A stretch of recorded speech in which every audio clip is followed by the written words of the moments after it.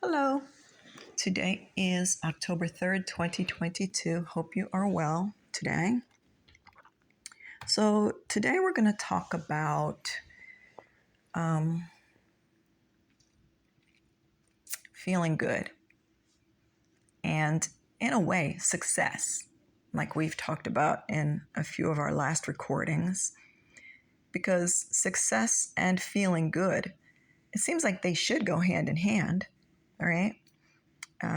Sometimes it doesn't seem like that happens, that people seem to be successful, yet on another level, there's not the good feeling that you would expect. Or maybe they express that, like, but to onlookers, it's like, whoa, this person's doing well. They must feel pretty good about things. So, but really, it makes sense that the two would go hand in hand. If you're truly successful or you feel successful,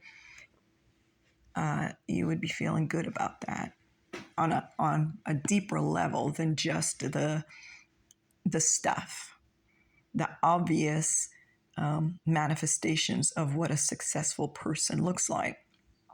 Anyway, so the thought came that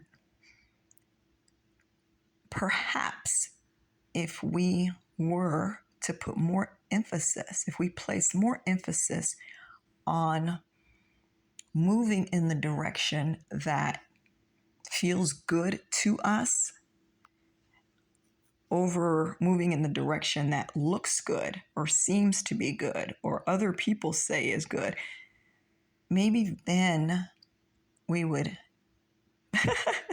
we would have both success and, again, we'd be feeling good.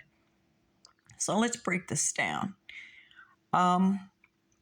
So in a nutshell, if I'm pursuing an interest, but it's not really my interest, it's kind of sort of my interest, but not really. It's like, if I'd gone through life and hadn't really gotten into this, I'd be all right. It's that. So if we're pursuing something that is not truly a reflection of what makes us tick, like, thing that kind of turns us on, so to speak, the thing that we feel really fired up about. If the things that we're pursuing in our life don't match up with that feeling and whatever the thing is that makes us feel that, then it might be time to revisit what we're doing, because nobody's really promised tomorrow, right? And so the thing about that is sometimes the thing that fuels our energy, the things that make us feel really energized, don't fall in a certain category according to maybe society or according to our family members, our friends, our peers, the people around us, our community. What if the thing that really excites me and turns me on, energizes me, and is like, yeah, that's great. That feels good. When I spend time in that pursuit, not as a pursuit, it's just something I enjoy. And when I'm in that place, time disappears. There's no time. I'm just in it. And it's those type of things, that kind of feeling that comes over us when we're engrossed in the thing that makes us feel really, really good. What if I pursued that and it doesn't align with all the outside racket that we just mentioned, all the people, all the voices, all the chitter chatter going on? Well, then we gotta make a decision. We have to say, well, I can be safe. People are saying, hey, all this stuff is out there that you can do that has our approval stamped right on it. You choose one from one of those things, even though it doesn't align with what floats your boat. It floats our boats.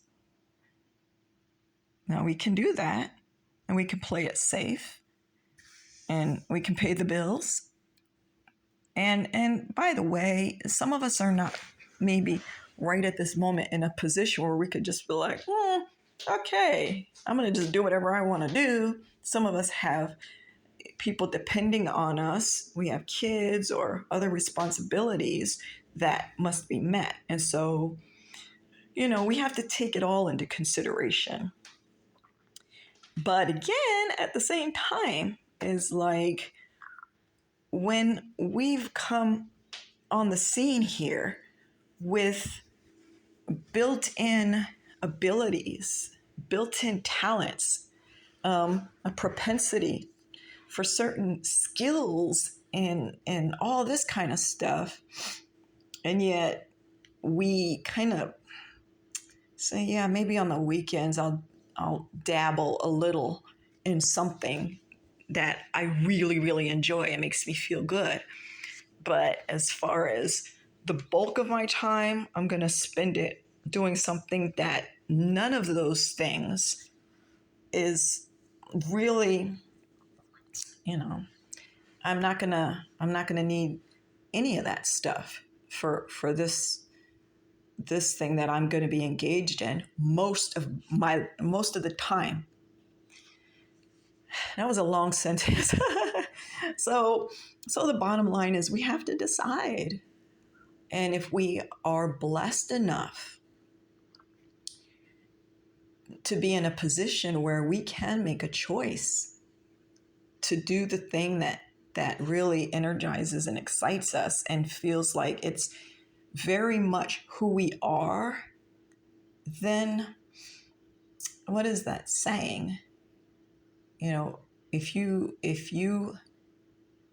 find a job that you love doing or that you enjoy, you'll never have to work a day in your life. I know it sounds all flowery and stuff, but what the gist of that is. That because it takes a lot of energy from us when we are engaged in activities that don't really feed our soul, so to speak. Not to get all weird and religious-y or anything like that, but you get the point. So the reason this kind of came to me today is there's obvious, like so often I do these when I'm having an experience firsthand, which I am, and realizing, oh, come to think of it, I've always had a leaning toward this in my personality, or causing, or I don't know, this kind of mindset that I've always had, or this kind of feeling that I've always had toward this or that or the other. And so basically what the speaker is trying to say is, it's so interesting when after years and decades, we come to realize, oh, okay, so this is what really brings me joy.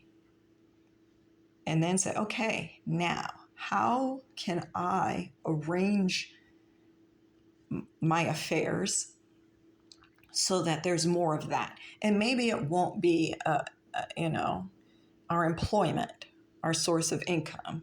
Maybe but it'll be featured. It'll have a real place and not just a couple of hours here and there. It'll have a place in our life, because whereas the other thing takes a lot of our energy, when we spend time in the activities where we realize, you know what, this is really important to me because it makes me feel good. And when we spend time in those type of activities, it actually gives us energy instead of depleting our energy. So that has to do with success in obvious ways that we probably don't even have to kind of beat that in the ground now. But we will, because that's what we do sometimes, right? So if there's if you sit down and you have a pen and pad and you say, okay, when I think about my personality, when I think about who I was as a kid, and the things that made me laugh, or the things that perked up my ears, I was like, oh, this is gonna happen, or that, those type of things that were consistent and into our teen years and into our young adulthood and so on.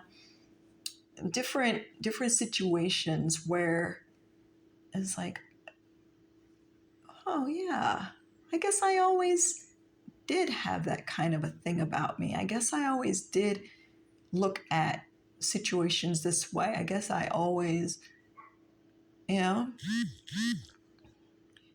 it kind of helps us to crystallize. It helps crystallize things in our minds that were just kind of floating around.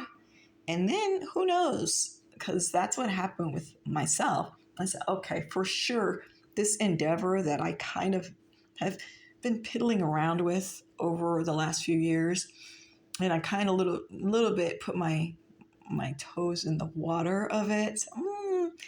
But now it's like, wait a minute, this is a real thing for me. This can be a real thing because it always has been anyway.